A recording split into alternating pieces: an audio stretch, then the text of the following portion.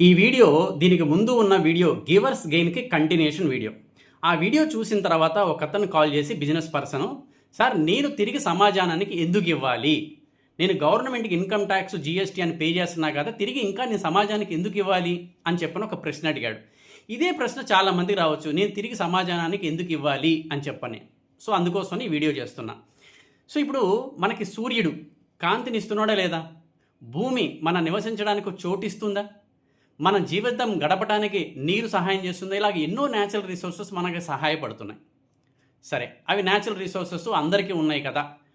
Parents ఎంతో కొంత support చేశారా లేదా మీరు ఎదగడానికి, టీచర్స్ ఎంతో కొంత, ఫ్రెండ్స్. సరే, వీళ్ళందరూ కాదండి, బిజినెస్లో సక్సెస్ సాధించాము, ఈ స్టేజ్కి ఎదిగాము అంటున్నారు కదండి. ఉత్తగా మీరు ఒక్కళ్ళు ఎదిగారా? కస్టమర్స్ సహాయం చేయలేదా? ఎంతమంది కస్టమర్స్ మిమ్మల్ని నమ్మి మిమ్మల్ని ఆదరించడం వల్ల మీరు ఈ స్టేజ్కి వచ్చారు.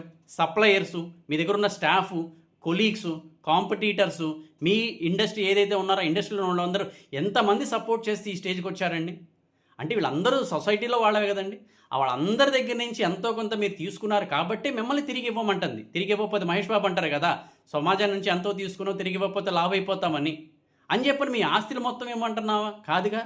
ఎంతో కొంత చిన్న పర్సంటేజ్, అది మనీ కావచ్చు, లేదంటే టైం కావచ్చు, లేదంటే కనుక నాలెడ్జ్ షేరింగ్ కావచ్చు, ఏదో రకంగా సమాజానికి తిరిగి ఇవ్వాలి. ఎంతసేపటికి తీసుకుంటూనే ఉండాలి, తిరిగి ఇచ్చేది లేదు అని చెప్పనంటే చివరికి మనం వెళ్ళేటప్పుడు ఉత్త చేతులతో ఖాళీగా వెళ్ళిపోతామండి వెళ్ళే రోజున, అంటే చనిపోయే రోజున. సో వెళ్ళే రోజు మనం ఖాళీగా వెళ్ళిపోవాలా, మనకంటూ కొన్ని గుర్తులు ఇక్కడ మిగుల్చుకొని వెళ్ళిపోవాలా అని చెప్పనేది మనం చేసిన పనులను బట్టే ఉంటుంది. ఇంకొంతమంది ఉంటారు, ఏదో సర్వీస్ చేస్తున్నాం, పబ్లిసిటీ కోసం చేస్తున్నాం అని చెప్పంటారు. అలా పబ్లిసిటీ కోసం కాకుండా నిజంగా సేవ చేయాలని దృక్పథంతో చేయండి.